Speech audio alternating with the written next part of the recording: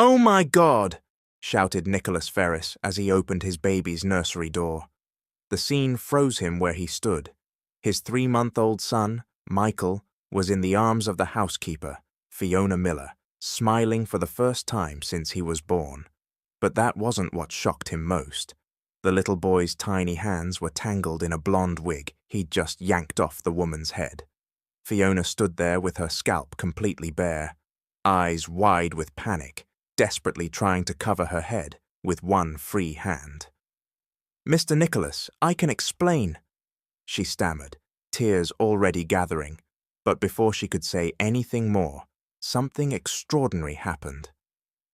Michael let out a bright, ringing laugh, a sound that had never once come from him since birth. He patted the smooth skin of Fiona's bald head with his small fingers, as if it were the most natural thing in the world. Seeing his reaction, Fiona scrubbed away her tears and whispered softly, "Now we match, Michael. No hair, just a lot of love in our hearts." Nicholas couldn't breathe. The son who'd cried non-stop since birth, who refused every wet nurse, who never slept well, was beaming here, laughing, playing. How did you get him to stop crying?" Nicholas asked, voice unsteady. Fiona looked at him with a mix of embarrassment and resolve. "I think he recognizes someone who's already been through a lot. Someone who knows what it means to be strong when everything feels lost." Michael kept giggling, now trying to plop the wig onto his own head. It was hilarious and heartbreaking all at once. Nicholas stepped closer. In the 5 months since his wife had died in childbirth, this was the first time he'd seen his son truly happy. Fiona had worked in the house only 2 weeks, yet she'd apparently done the impossible. "Why do you wear a wig?" he asked, more gently. Fiona hesitated, glancing at Michael, who kept playing with her scalp. "It's a long story, Mr. Ferris, one I'd rather keep to myself." Just then, hurried footsteps echoed down the hall. Beatrice Avery. The nurse who'd cared for Michael since he was born appeared in the doorway, breathless and visibly alarmed by the unusual silence. Her eyes widened as she took in the scene. Fiona without her wig, Nicholas frozen, and Michael smiling. What struck Fiona most was the look that flickered over Beatrice's face when she glanced at Nicholas, a flash of jealousy and possessiveness that Nicholas missed, but Fiona did not. "What's going on here?" Beatrice asked, trying to sound strictly professional. Her voice came out sharper than she meant. "I can explain," Fiona said, starting to rise with Michael still in her arms. "Don't move," Nicholas said. "I want to understand what's happening." Fiona drew a deep breath and began. "A year ago, I found out I had cancer, leukemia." Beatrice instinctively took a step back. Nicholas frowned. "The doctors said I needed chemo. 6 months of hard treatment." Her voice dropped. "It was the hardest time of my life." Michael babbled in her arms, oblivious, playing with the remnants of the wig. "I lost all my hair in the first weeks. I lost a lot of weight. Some days I thought I wouldn't make it." Nicholas listened with total focus. Beatrice stood silent at the door, fists clenched. "My mom, Annette Miller, never left my side," Fiona said, smiling faintly at the memory. "She kept telling me, 'Honey, you're stronger than you think.'" "Did it work?" Nicholas asked. "It did. 6 months ago, I got a clean bill of health. I'm in remission. The doctors say the chances of it coming back are small." Michael began to doze in her arms, lulled by her calm voice. "Why didn't you tell me any of this when you came to work here?" Nicholas asked. Fiona gave a bitter little smile. "Because who wants to hire a former cancer patient to work around a newborn? People get afraid, even when they know it isn't contagious. There's prejudice." "So you lied in your interview," Beatrice cut in, voice like a blade. "I didn't lie about anything that mattered," Fiona said quickly, Not about my ability to work, my experience, or how devoted I am. Nicholas slowly shook his head. Then why tell me now? Fiona gazed down at Michael, sleeping peacefully for the first time in weeks. Because this little angel showed me that sometimes the truth shows up even when we don't plan it. And because, she faltered, because caring for him these past 2 weeks has been the best thing that's happened to me since I got sick. Caring for him? Nicholas asked, confused. When I clean his room and he's crying, I sing very softly, the same lullabies my mum sang to me in the hospital, and he always calms down. Beatrice stepped forward, clearly irritated. You shouldn't do that. That isn't your job. It's mine. I know, Fiona said quickly. I'm sorry, He seemed so sad, and I know what it's like to be sad and need comfort. Nicholas looked at his son, sleeping peacefully in the housekeeper's arms. In the 3 months of Michael's life, Nicholas had never seen him this relaxed. It looks like you have a special gift with him. Beatrice couldn't hide her annoyance. Nicholas, we should talk in private. Fiona took the hint, stood carefully, and laid Michael in the crib. He kept sleeping, a tiny smile on his face. I'll get back to work, she murmured. But as she reached the door, Michael woke and began to cry, loudly, desperately. Fiona froze, heart clenched. Beatrice rushed to the crib, but the crying only intensified.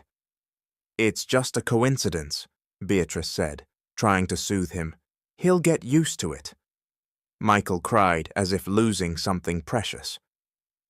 From the hall, Fiona listened to his distress, knowing that by telling the truth, she might have just lost the best thing that had ever happened to her. As soon as Fiona left, Beatrice turned to Nicholas, her expression a blend of professional concern and something deeper. Nicholas, we need to have a serious talk. Michael kept crying in his crib. Beatrice tried to calm him without success. Go on, Nicholas said, picking his son up. The crying softened a little, but didn't stop.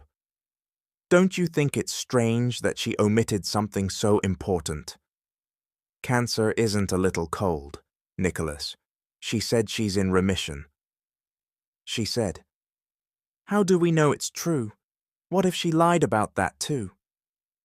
Nicholas looked at her, noticing for the first time how tense Beatrice grew whenever Fiona came up.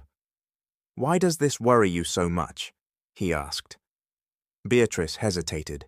She'd cared for Michael for 5 months. She'd seen Nicholas every day for 5 months, cried with him when the baby wouldn't stop crying, comforted him when the grief for his wife swelled. Without realizing it, she had fallen in love with her employer. Because I care about both of you, she said, aiming for professional. Caring for Michael is my responsibility, and caring for you, in a way. Nicholas blinked.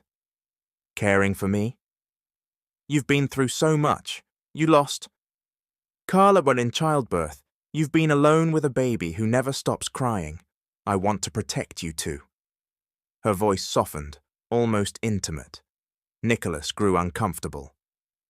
Beatrice, I appreciate your dedication, but... No.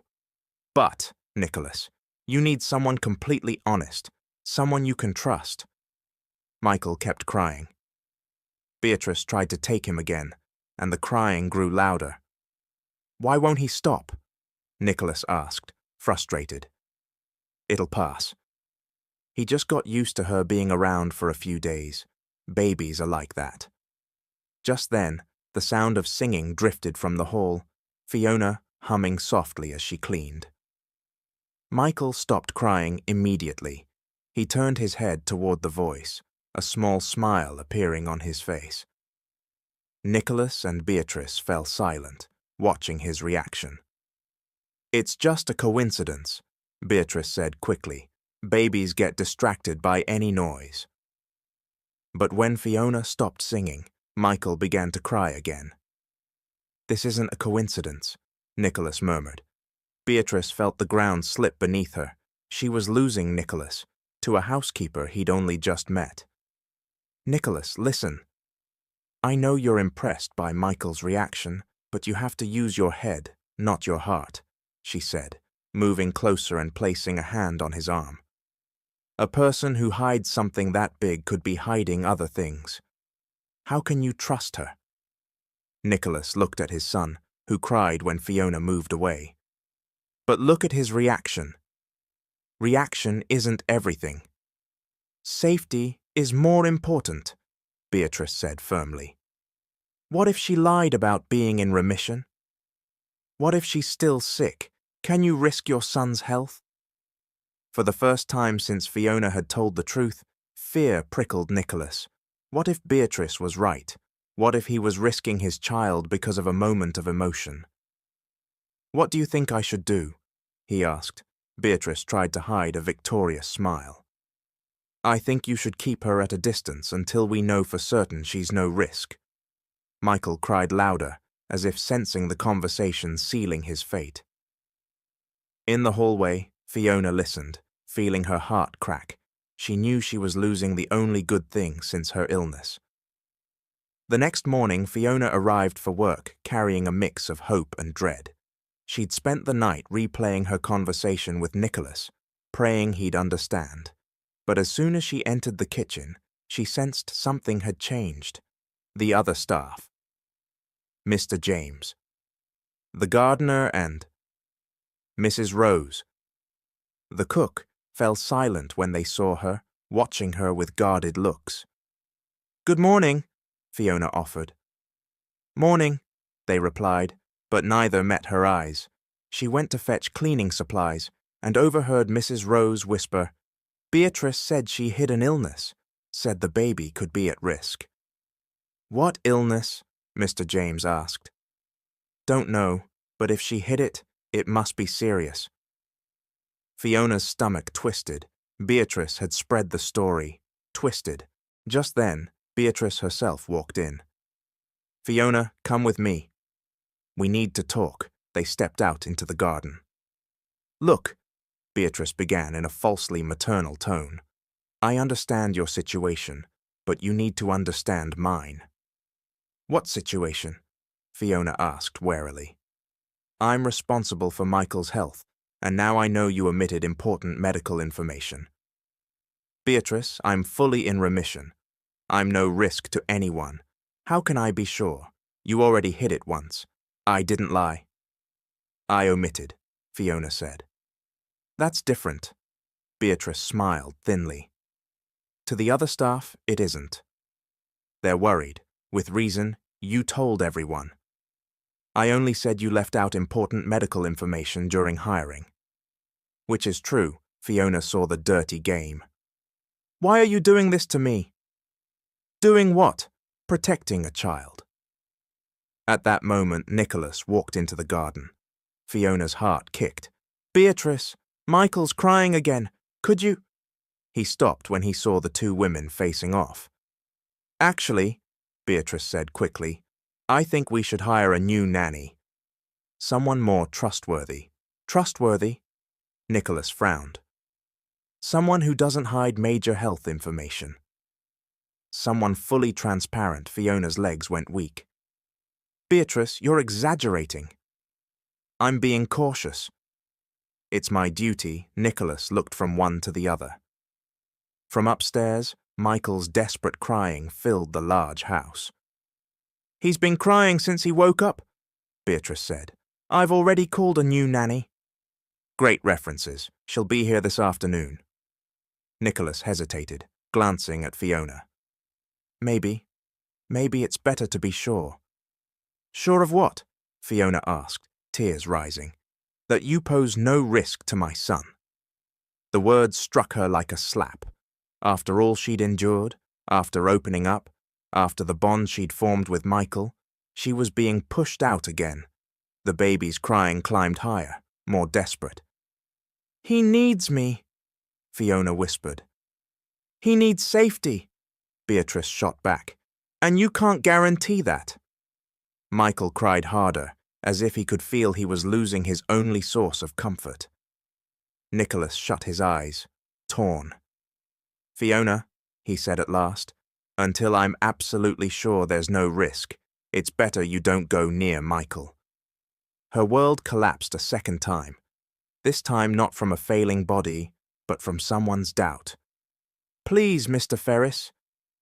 That's my final decision, he said. Beatrice could barely hide her smile.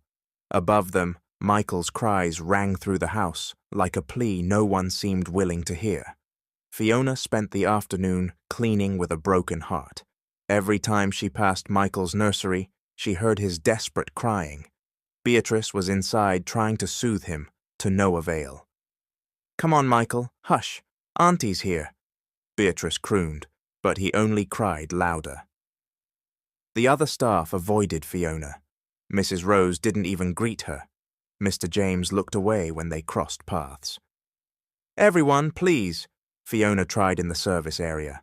I can explain. You don't need to explain anything to us, Mrs. Rose said coolly. I just don't want to catch anything, you understand? But I'm in remission. It's been 6 months. Remission or not, you hid it. How are we supposed to trust you? Fiona blinked back tears. It was the very prejudice she'd feared. At 3 p.m., an elegant woman arrived at the Ferris house, hair in a perfect bun, crisp outfit, briefcase in hand. Good afternoon, I'm Claudia Montgomery. The new nanny Beatrice greeted her with a broad smile. So glad you're here. Come, I'll introduce you to Michael. From a distance, Fiona watched Beatrice show the house. Do you have experience with 3-month-olds? Beatrice asked. 15 years caring for little ones. I have all the certifications. Perfect. He's a bit fussy, but I'm sure you'll manage. When they entered the nursery, the crying stopped for a few seconds. Fiona felt a throb of hope. Maybe Michael would accept the new nanny. But within 5 minutes, he was crying again, louder. Is he hungry? Claudia asked. He just had a bottle. Colic, maybe. The crying continued. Fiona, cleaning the hallway, had to fight the urge to rush in. May I try? Claudia offered. Of course, go ahead. Fiona heard Claudia try everything, singing, rocking, gentle pats. Nothing worked. When Nicholas came home 2 hours later, Michael was still crying. How'd it go today? He asked Beatrice. Claudia's very professional. Michael just needs time to adjust.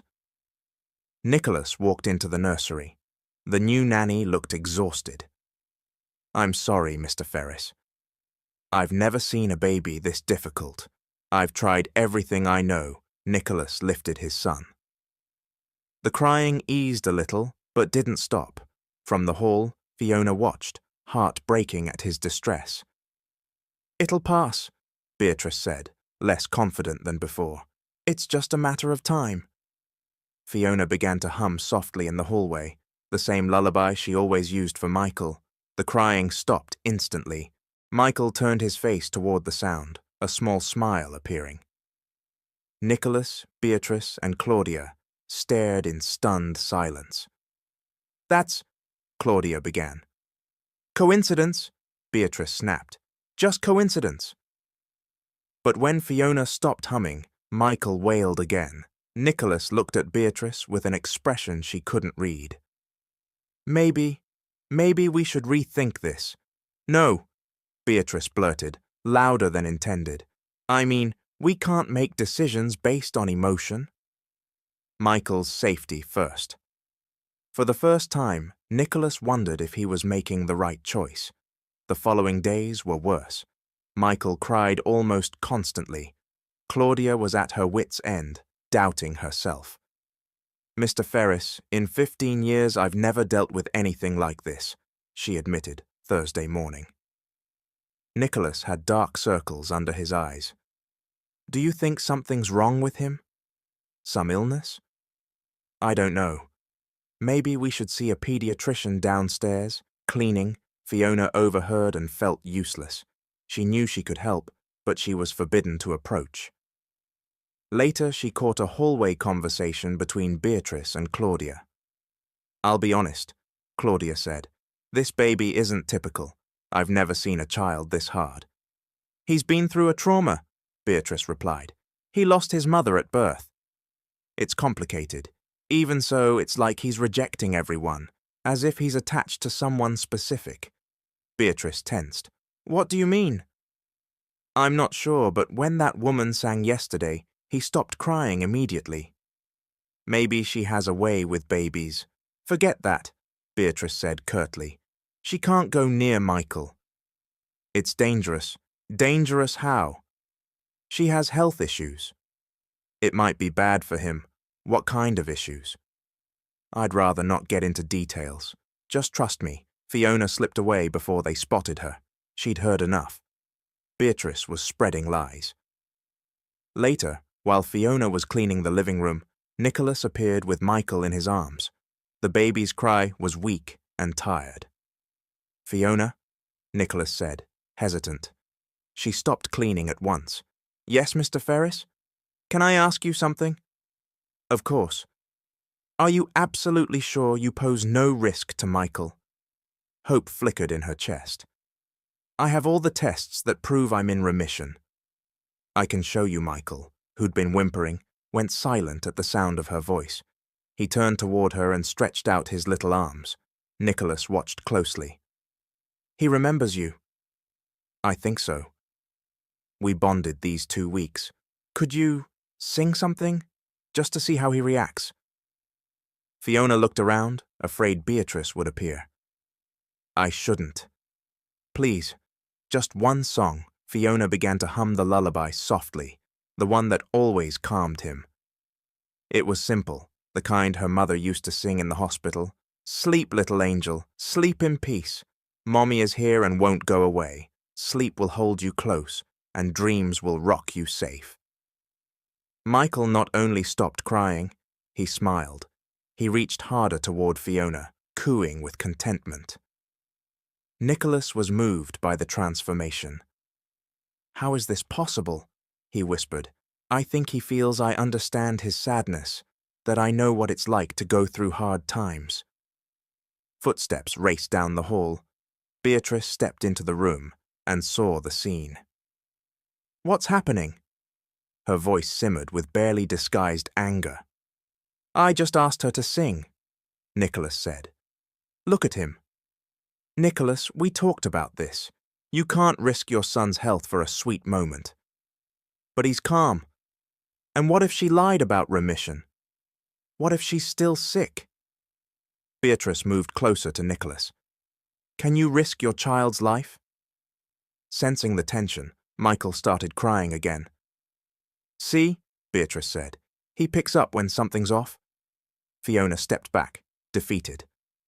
I'm sorry for the trouble, she murmured. Fiona, wait, Nicholas began, but Beatrice cut in. Claudia's waiting in the nursery. He needs his routine, Nicholas hesitated, then went upstairs with the baby. Michael cried all the way, peering over his father's shoulder toward Fiona. Alone in the living room, Fiona felt she was losing a battle she hadn't even known she was fighting. A week later, things were critical. Michael barely slept, ate little, and cried almost non-stop. Nicholas was desperate.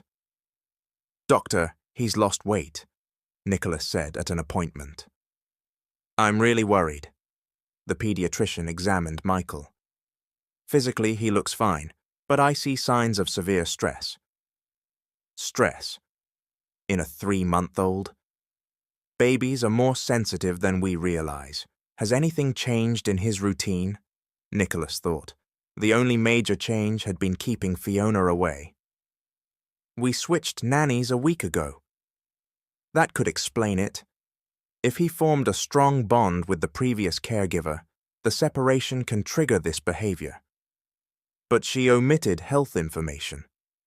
What kind? She had cancer. She's been in remission 6 months, but didn't tell us when she was hired. The doctor frowned. If she's truly in remission, she poses no risk to the baby. Cancer isn't contagious. The floor seemed to drop out from under Nicholas. You're sure? Completely.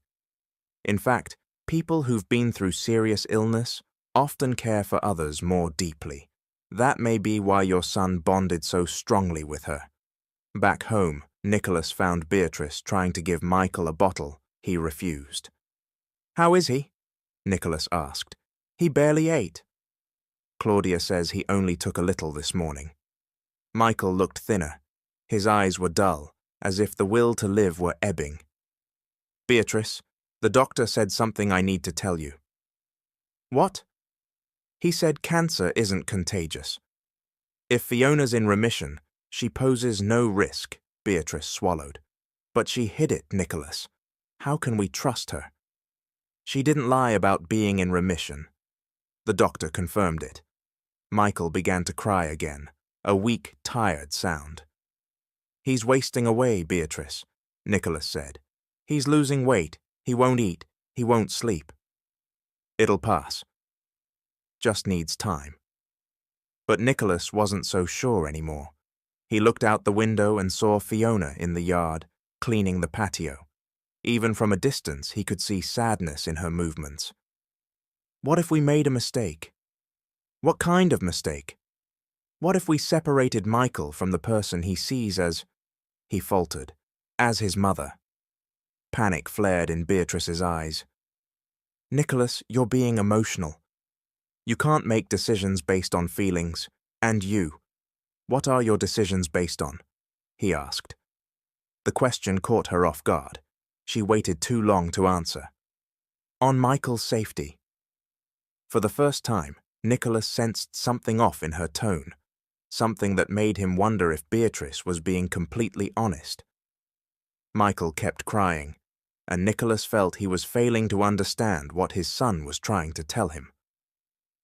Monday morning, Nicholas woke to an eerie silence. He'd grown used to Michael's constant crying, so the quiet alarmed him. He ran to the nursery and found a terrifying sight. Michael lay pale in his crib, breathing shallowly, too weak even to cry. "Beatrice! Claudia!" he shouted. They came running. "Oh my God!" Claudia whispered. "He's limp." Beatrice lifted Michael. He was hot and visibly dehydrated. "We need to get him to St. Luke's Hospital now," Nicholas said, grabbing his keys. The drive was desperate. Michael was nearly unconscious in Beatrice's arms. "Come on, Michael, stay with me," she murmured. Nicholas sped through traffic, heart pounding. At the hospital, doctors whisked Michael into the ER.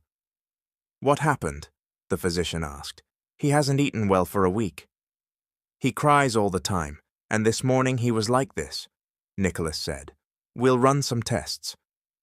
Please wait outside." Nicholas paced the waiting room. Beatrice sat, visibly rattled. "He'll be okay," she tried. "He's strong." "How can you be sure?" "Because he just is." An hour crawled by. The doctor returned. "He's dehydrated and shows signs of severe emotional stress." "Emotional stress? In a baby?" Nicholas asked, stunned. "More common than you think, usually when they're separated from someone important." Nicholas felt punched. "What does that mean?" "It means he likely formed a strong bond with someone and is suffering from the separation. This improves when that person is back around him. Otherwise..." The doctor hesitated. "In infants, this small, severe stress can be dangerous." Nicholas knew exactly what he had to do. "I need to make a call." He stepped into the hall and dialed home. "Fiona, it's Nicholas. Please come to St. Luke's right now. Michael's been admitted. On the other end." Fiona's world stopped. "What happened?" "I'll explain when you get here. Please, hurry." When Nicholas returned to the waiting room, he found Beatrice agitated. "What did you do?" "I called Fiona." "Nicholas, you can't. What if..." "What if nothing, Beatrice? My son is suffering without the person he needs. I won't let him suffer anymore. But safety. The biggest danger to him right now is being away from the person he loves." 20 minutes later, Fiona ran down the hospital corridor, breathless. eyes red. How is he? Dehydrated and under severe emotional stress from the separation. Tears sprang to her eyes. Can I see him? Please, it's all I want. Beatrice tried one last gambit. Nicholas, think about what you're doing. But Nicholas was already walking to Michael's room with Fiona at his side. They found Michael pale and fragile in the hospital nursery, hooked up to fluids. Fiona approached slowly and began to hum the lullaby. Sleep, little angel, sleep in peace. Mommy is here and won't go away. Even sedated and weak, Michael opened his eyes. When he saw Fiona, a faint, fragile smile touched his face. Mommy's here, she whispered, stroking his forehead. Nicholas watched, eyes brimming. For the first time in weeks, his son looked at peace. From the corridor window, Beatrice stared, knowing she was losing the war she had started.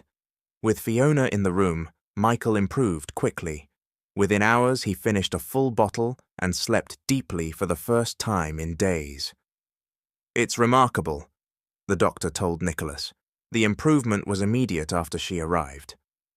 So she's clearly very important to him, a maternal figure. Doctor, she had breast cancer a year ago, in remission for 6 months. Is that dangerous for my son? Not at all. People in remission pose no risk. When Nicholas returned to the room, Beatrice was confronting Fiona. Happy now? You manipulated all this to get back in manipulated? Fiona rose, still holding Michael. I came because I was called. You made that baby dependent on you on purpose. Dependent how? I just took care of him with love. Enough, Nicholas said as he entered.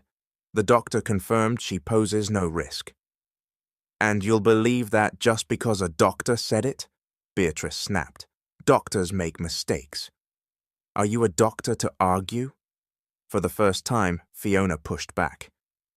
You know what, Beatrice? From day one, you tried to push me away from Michael, and now I know why. Why? Beatrice challenged. Because you're in love with Nicholas. Silence fell. Nicholas looked from one woman to the other, finally understanding. Is that true? He asked Beatrice. I care about you both, she said. That's not what I asked. Are you in love with me? Under the pressure, she cracked. And if I am? Is it a crime to care? To be dedicated? Being dedicated isn't the problem, Nicholas said. Lying and manipulating to push away the person my son needs, that's the problem. I didn't lie. You told the staff I had a contagious disease, Fiona said, voice firm. You told them I was dangerous. That's not a lie. I only said you omitted important medical information. You insinuated I could pass an illness to Michael, that I wasn't truly in remission. That is a lie. Nicholas shook his head, finally seeing clearly. Beatrice, you twisted everything out of jealousy. Jealousy? No. Out of love. I love you, Nicholas. I've cared for you and Michael for months. I deserve a chance. A chance built on lies, putting my son at risk. Michael woke at the raised voices and started to cry. Fiona soothed him immediately. Shh, baby. Mommy's here. The word mommy hit Beatrice like a slap. She's not a mother. She's just a housekeeper. And you, Nicholas said coldly, are just an employee who abused my trust. Fiona looked at Beatrice with a mix of pity and resolve. I understand falling in love happens, but trying to destroy my life because of it, that's too far. My life and mine, Beatrice shot back. You came in here and wrecked everything. I didn't wreck anything. I loved Michael. If that bothers you, that's not my problem. Nicholas stepped closer to Beatrice. Pack your things and leave my house today. Nicholas, you can't. I can, and I will. I don't want you near my son ever again. Beatrice looked from Michael to Nicholas and realized she'd lost everything. You'll regret this, she hissed, and left. Alone, Nicholas turned to Fiona. "I'm sorry for everything." "You don't have to be. You were protecting your son. I should have seen through her sooner." Michael cooed and smiled at them both. "I think," Fiona said softly, "what matters is that now we're a real family." Nicholas's heart kicked at the word, family, this time for all the right reasons. 2 days later, when Michael was ready for discharge, Nicholas arrived home to find a squad car out front. "Mr. Ferris, we received a report of child neglect," an officer said. "What?" "A Ms. Beatrice Avery. Claims you allow someone with a questionable medical history to care for the child." Nicholas's blood boiled. "This is revenge.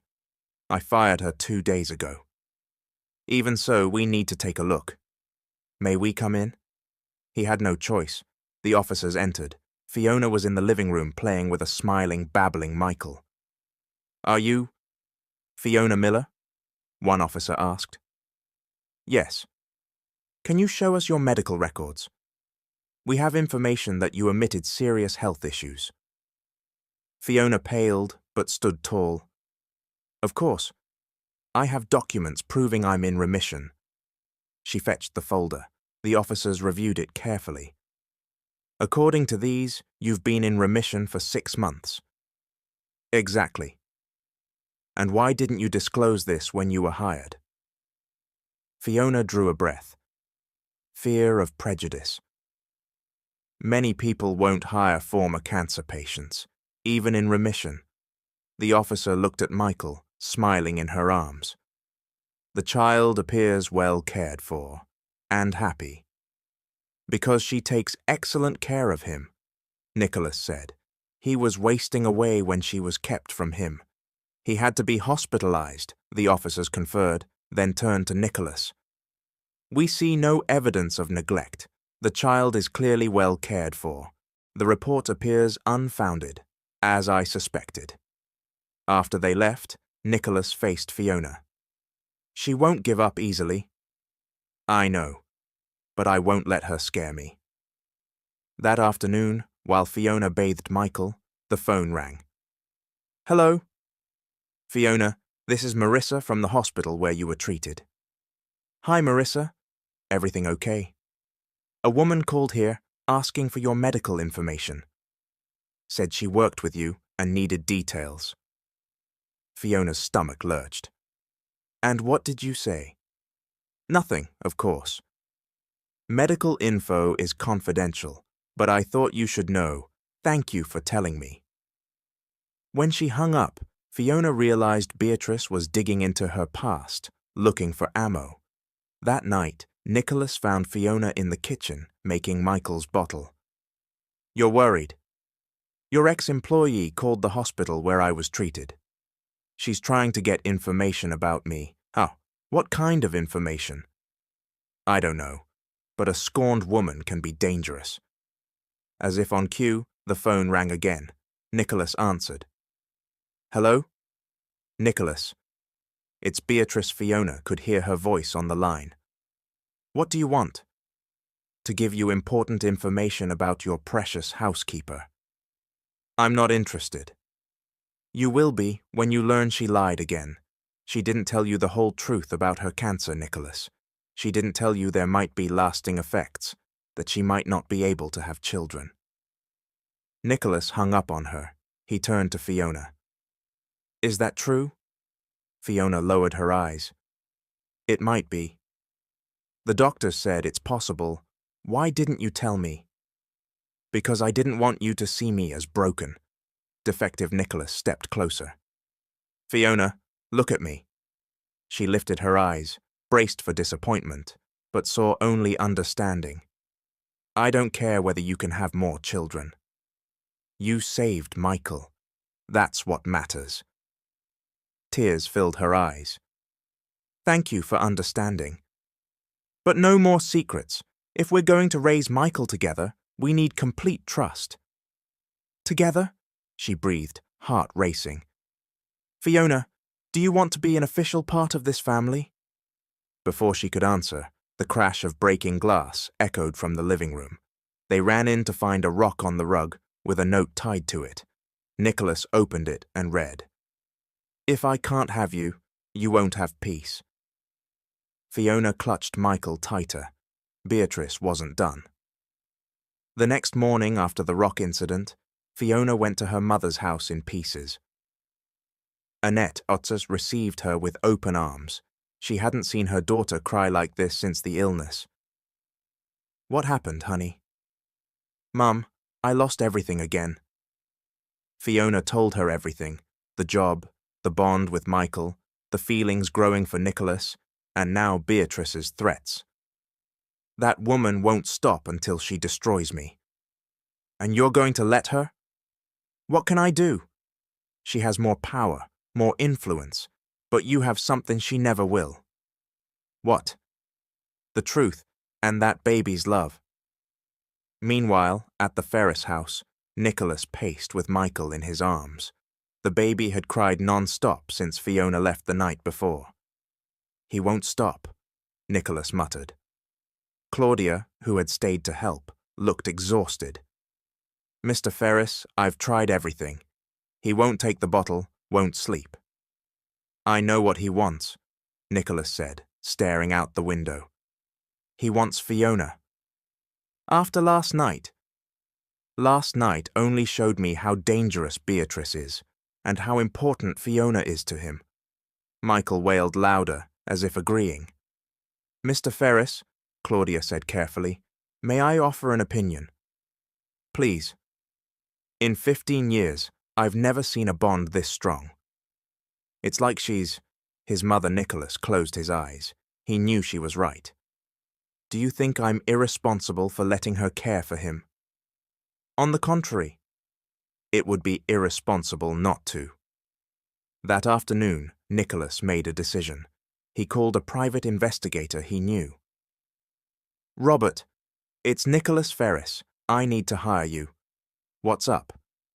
"A former employee, Beatrice Avery. I need to know her history with previous families. Any reason in particular?" "She's threatening my family. I need to know who I'm dealing with. I'll see what I can dig up this week." Meanwhile, Fiona sat in her mother's small backyard, staring at her phone. She wanted to call about Michael, but didn't dare. "Call him," Annette said, taking a seat beside her. "I can't, Mom." "After everything?" "What happened is that a jealous woman tried to ruin your happiness. That's not a reason to give up. What if she's right? What if I'm bad for Michael?" "You fought cancer and won. You think you can't handle a deranged nurse?" For the first time in days, Fiona smiled. "You're right, Mom. I'm always right. Now go fight for what's yours." That night, Fiona found the courage and called Nicholas. "Hello?" "Nicholas, it's Fiona." "How are you?" "Worried. How's Michael?"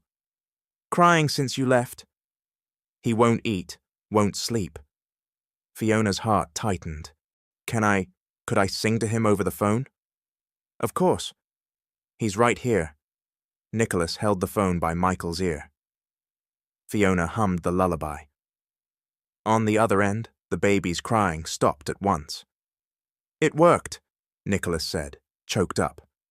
He stopped. "Nicholas, I need to tell you something." "What?" "I'm scared of Beatrice, but I won't let her intimidate me. I'm going to fight for Michael, and for you too." Nicholas's heart pounded. "Fiona, let me finish. I know we have a lot to figure out, but I've fallen for you both, and I won't give up." "Then come home. Our home." A week later, Robert called Nicholas with troubling news. "I found some things on Beatrice." "Tell me." "She's worked in 3 homes in 4 years. Fired from all of them. What kind of problems?" "In the first, she stirred jealousy between the couple. In the second, she tried to seduce a widowed employer and sabotaged his dates. In the third, worse, the wife kept getting mysteriously ill and only improved after Beatrice was fired. I can't prove anything, but the pattern is worrying. She targets families with small kids, and uses the children to get close to the parents. Nicholas felt a chill. Anything else? The doorman at her building says she stands for hours on your street daily. And she's got photos of you and Fiona stuck to her fridge. Nicholas hung up, rattled. He looked at Michael, sleeping peacefully after Fiona's nightly call. She's more dangerous than I realized, buddy. That afternoon, Nicholas went to Fiona's mother's house. He needed to tell Fiona everything and bring her home. When she heard what Robert had found, she was scared. She's following me? Robert thinks so. And she has our photos in her home. Nicholas, I'm scared. That's why I want you back at the house, so I can protect you. If she wants to hurt you, she might target Michael. All the more reason for you not to be alone. He needs you. From the kitchen, Annette called out, "Go with him, honey. Here you're alone. They're at least their security. Mom, and you? I'll stay with your aunt until this blows over." Nicholas squeezed Fiona's hand. "Come home, please." "All right. But if she shows up..." "If she shows up, we face her together." Fiona returned to the Ferris house Friday afternoon.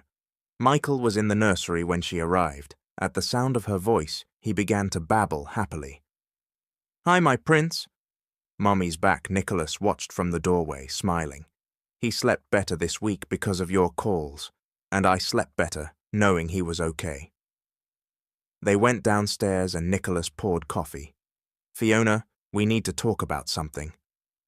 "What?" "Us. What's happening between us?" "Nicholas, let me go first. I know this started because of Michael, but now it's more. For me too. So when all this is over, when Beatrice is no longer a threat, would you want to try us, to build something together, a real family?" Michael, as if he understood, grinned and reached for both of them. "I think he's already decided," Fiona laughed. "What about you?" "I want to try too," Nicholas said, moving closer on the couch. "May I kiss you?" Fiona nodded. They kissed for the first time, sweet, full of promises. Michael clapped as if approving. The intercom buzzed, shattering the moment. "Mr. Ferris, there's a woman downstairs. She says she's Beatrice and wants to talk." "Tell her I'm not interested," Nicholas said. "She says if you don't come down, you'll regret it." "I'm not coming down." 5 minutes later, the intercom buzzed again. "She's gone, but she left an envelope with your name." Nicholas went to the lobby and retrieved it. Inside were photos of Fiona entering and leaving the house, her mother's place, even the hospital where she'd been treated, plus a letter. "You think you know this woman? Meet me tomorrow at 3 p.m. at the coffee shop on your corner. Come alone if you want the whole truth about your little housekeeper." Back upstairs, he showed Fiona. "She's been stalking me for weeks," Fiona said, staring at the photos, "and she wants to meet." "You're not going." "I am. I need to end this. What if it's dangerous?" "It's public, and I'll let Robert know." Fiona hugged Michael. "I just want this over. It will be. I promise." Saturday at 3 p.m., Nicholas entered the corner coffee shop. Beatrice sat at a back table with a folder in her hand. "Glad you came," she said. "What do you want, Beatrice?" "To show you who your little housekeeper really is." She spread photos across the table. Fiona at a party years ago. "Recognize this?" So she's at a party. And, check the date. 6 months ago. She told you she'd just finished treatment and was too weak to work, right? Explain how she was dancing and drinking when she should have been recovering. Maybe it was after she had improved. Nicholas, she lied about her recovery. And there's more. Beatrice slid over another photo. "Here's her leaving a motel 3 months ago with a married man." "How did you get these?" "Doesn't matter. What matters is your saintly housekeeper isn't so saintly." "That proves nothing," She's single. She can date who she wants, even if he's married, even if she blows up a family. Nicholas stared at the photos, unsure what to think. Why are you showing me this? Because you deserve to know who you're involved with, and that baby deserves a decent mother. And you think that's you? I know it is. I cared for you both for months, with real love. That doesn't justify what you've done. I did it for love. She's after your money. Beatrice held up her phone. Want proof? She played an audio recording, Fiona's voice supposedly saying, "He has a lot of money, Mom. If this works, our lives will change. I just need to win him over through the baby. If he falls for me, we'll never struggle again." Nicholas went pale. That can't be real. It's her voice. I recorded it in the garden last week. Nicholas stood shakily. I have to go. Think carefully. You deserve someone who loves you, not for your money. When he got home, Fiona was playing with Michael in the living room. They were laughing, so natural, so full of love, that for a moment he forgot the meeting. How did it go? She asked. Complicated. He sat heavily. She showed me photos of you at a party 6 months ago and leaving a motel. Fiona flushed. Nicholas, I can explain. And an audio recording of you talking about my money. Silence fell. Michael, sensing tension, began to whimper. Nicholas, let me explain. Then explain. The party was real. My cousin's birthday, 2 months after I finished treatment. I felt alive for the first time in months and wanted to celebrate. And the motel. A guy from an app. Yes, he was married, but I didn't know. I ended it the second I found out Nicholas studied her, weighing belief. And the recording about my money? What recording? I never said anything like that to my mom. She recorded you on the phone. Or she edited something. Or it's fake. You said yourself she's obsessive. Michael cried harder. Fiona scooped him up. Nicholas, look at me. He lifted his eyes. If I cared about your money, would I have turned down every gift you tried to give me? Would I have gone back to my mother's place when you fired me instead of fighting you for money? Nicholas thought. She had refused every offer.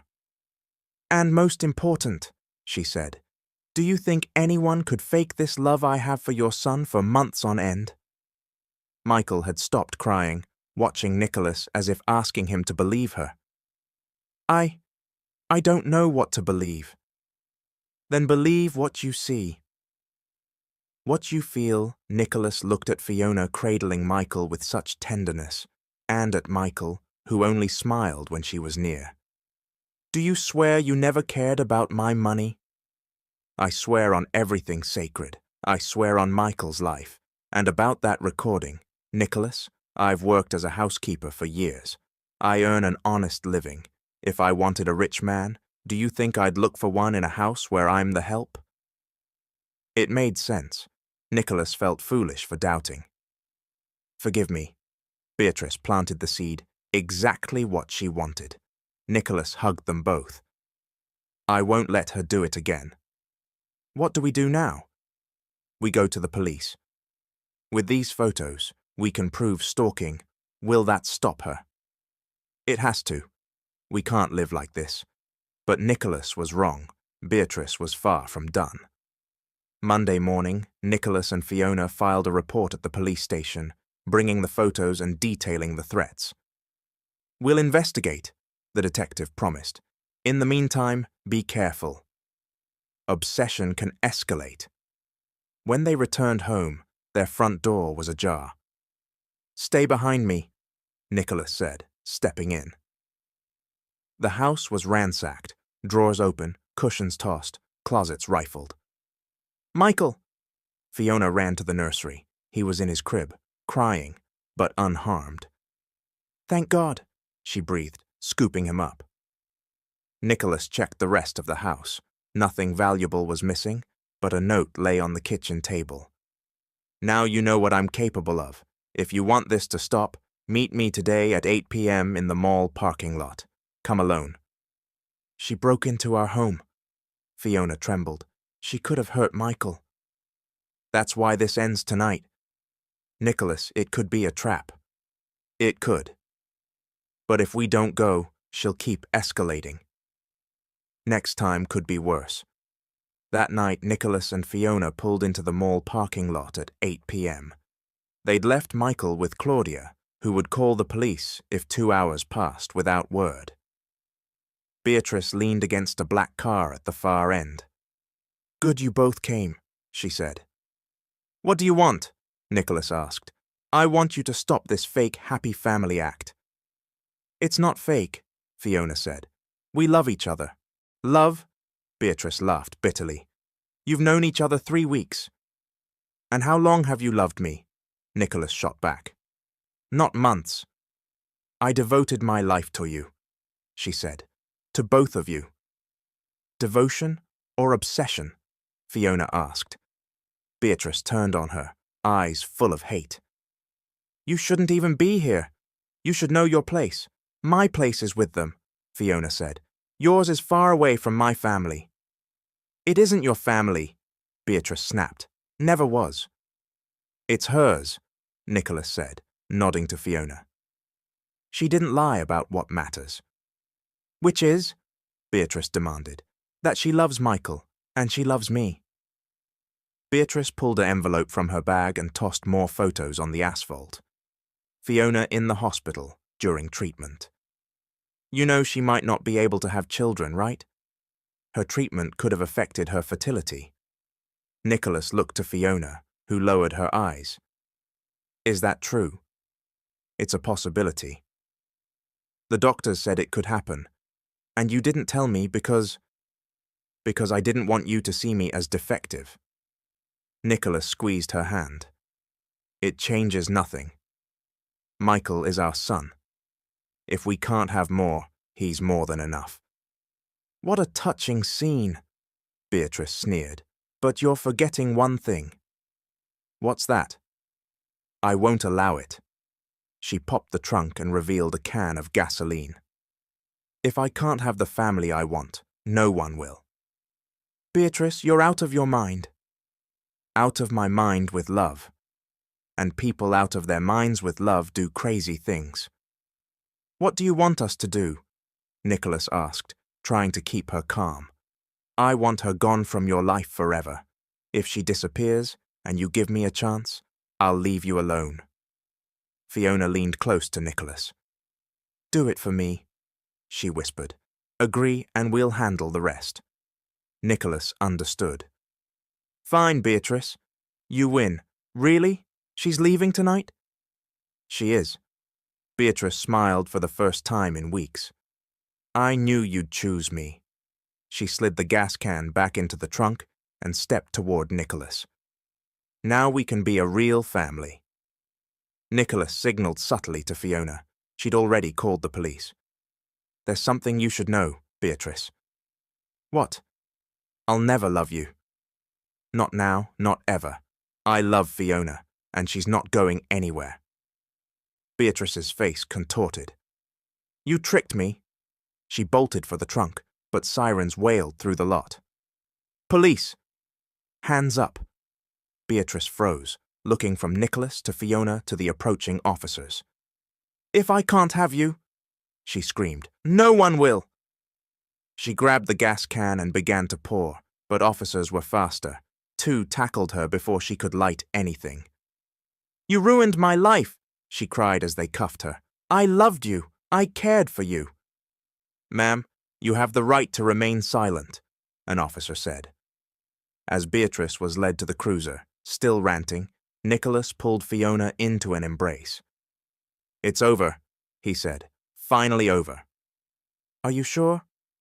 Yes, she'll be in jail a long time.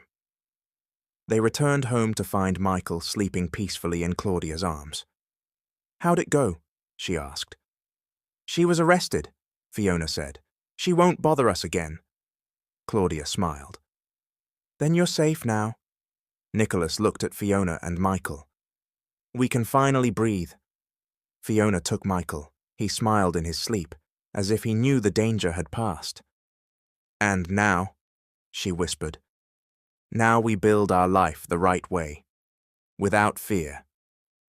For the first time in months, they slept peacefully, knowing they were safe. But there was still something important to say, something that would change their lives forever. 3 weeks after Beatrice's arrest, life in the Ferris house settled into a sweet routine. Michael turned 4 months old, growing fast and always beaming at Fiona. "Look," Nicholas said one sunny morning, watching Fiona feed him in the kitchen. "He's trying to talk. Ba, ba, ba." "I think he's trying to say Baba," she laughed. "Or Mama," Nicholas teased, coming closer. The word hung in the air. Since Beatrice had gone to jail, they hadn't defined the future. They lived day to day, savoring the peace, without making concrete plans. "Nicholas," Fiona said as she wiped Michael's mouth, "I need to talk about something." His stomach flipped. Was she leaving? "Go ahead. It's about my job here, as housekeeper." "What about it?" "It doesn't make sense for me to stay just an employee." "Not after everything. You want to leave?" Nicholas asked, throat tight. "No," she said quickly. "I want to stay, but as family, not staff." "Fiona, let me finish. I know it's early to say this. I know it might sound rash, but after these months caring for Michael, living here with you, this is the first place that's felt like home." Michael clapped as if agreeing. "And I feel whole for the first time since Carla died," Nicholas admitted. "So what do we do?" "Slowly," he said, taking her hand. "One step at a time. How about we date properly first? Dating at 34 with a baby to raise?" She smiled. "Why not? We deserve to do this right. Then we'll date." Michael let out a delighted squeal, like he approved. Nicholas kissed Fiona's cheek, just as the phone rang. "Hello, Mr. Ferris," the attorney said on speaker. "News about the case against Beatrice Avery." "What is it?" "She's been convicted. 3 years for threats, stalking, breaking and entering, and disturbing the peace, plus mandatory psychological treatment throughout, and the restraining order stands. She can't come near you for 10 years after release." Nicholas and Fiona shared a look of relief. "Thank you, counselor." "One more thing," he added. "During sentencing, she apologized publicly, said she recognizes she was ill and that you didn't deserve what happened." "How did she seem?" "Calmer. The treatment appears to be helping, but it'll be a long road." After the call, Fiona hugged Nicholas. "It's finally over. Yeah, now we can build our life without fear." Michael began to fuss. Fiona scooped him up. "What is it, love? Sleepy?" Ma," he tried. "He's almost got it," Nicholas said, emotional. "Ma," the baby strained. "He's trying to say mama," Fiona whispered, eyes wet. Nicholas hugged them both, feeling that at last they could breathe. 6 months later, on a Sunday afternoon, Nicholas came home and found Fiona in the yard, playing with Michael. Now 10 months old, he crawled across the grass, laughing as she chased him. "How was work?" she asked. "Good, but I'd rather be here." Michael saw his father and sped across the lawn. "Pa," he said clearly, lifting his arms. "He said Daddy!" Nicholas laughed, scooping him up. "Did you hear that?" "I did. And yesterday he said, Mommy, the whole word." Fiona grinned. "I swear, I was bathing him, and out it came." Nicholas spun with Michael in his arms. "My kid's becoming a chatterbox." That evening, after dinner and bedtime, Nicholas led Fiona back to the garden. "Can we talk about something?" he asked, nervous. "Is everything okay?" "It's perfect, and that's what I want to talk about." He knelt and pulled a small box from his pocket. "Fiona Miller, will you marry me?" She stared, speechless. "I know we said we'd go slow," he rushed on, But these 6 months showed me I don't want anything but you and Michael. You're my family. If you think it's too soon, we can be engaged and marry next year. I'm not in a rush. I just want you to know it's forever." Fiona knelt too, eye level with him. "Yes, Nicholas. Of course, yes. Really. Really. I don't want anything but you two, either." He slid the ring onto her finger. Simple, beautiful. "When should we get married?" "In 6 months?" She smiled. "A small, lovely ceremony, with my mom, your friends." "Perfect." From the nursery came a soft cry. "He must have felt something special happened." Fiona laughed. "Should we tell him?" They went up. Michael was awake, watching the door as if waiting. "Hey, love," Fiona said, lifting him. "Guess what? Daddy and Mommy are getting married." "Mama! Papa!" he babbled, clapping. "I think he approves," Nicholas grinned. "Now we're a complete family." 6 months later, on a sunny Saturday, the Ferris house bloomed with white and yellow flowers. It wasn't a big wedding, but it was perfect. Fiona stood before the mirror, adjusting a simple, elegant dress. Beside her, Annette arranged the veil.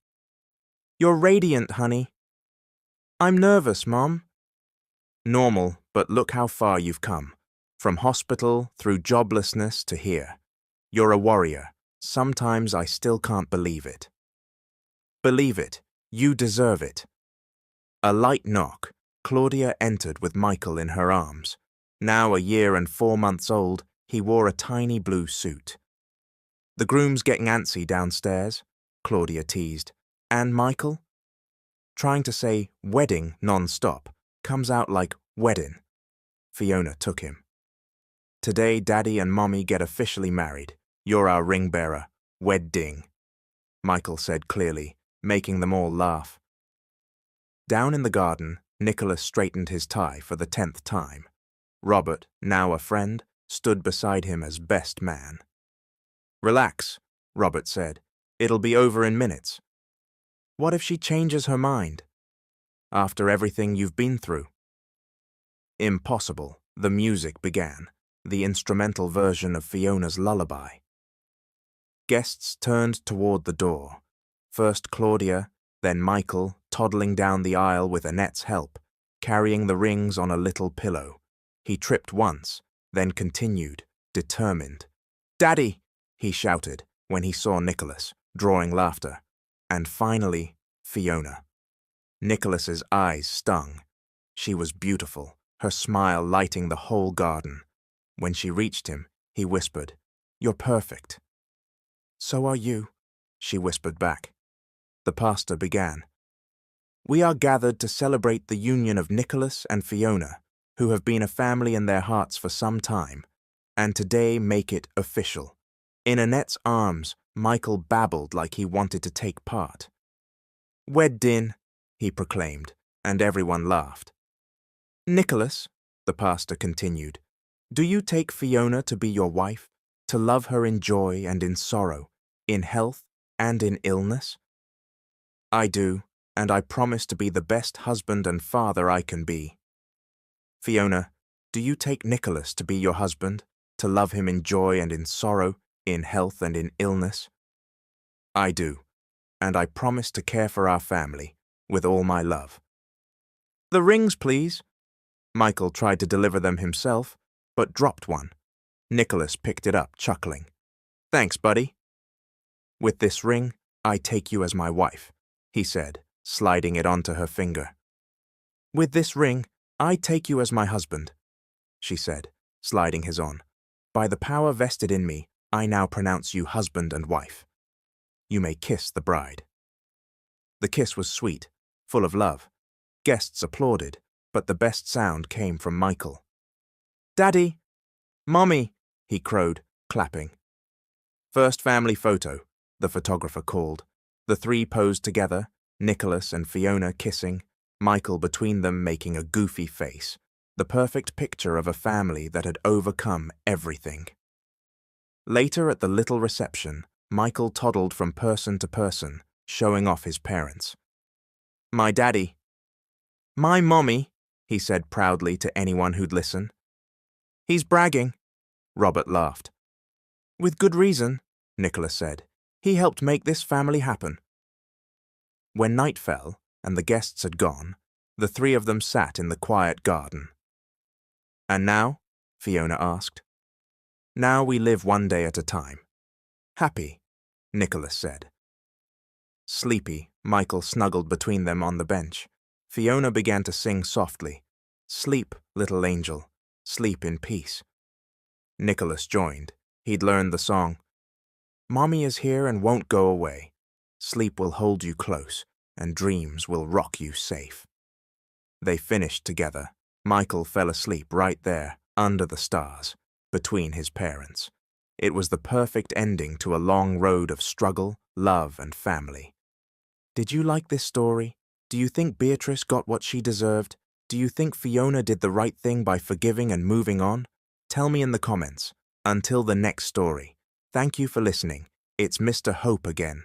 Subscribe to this channel for amazing stories.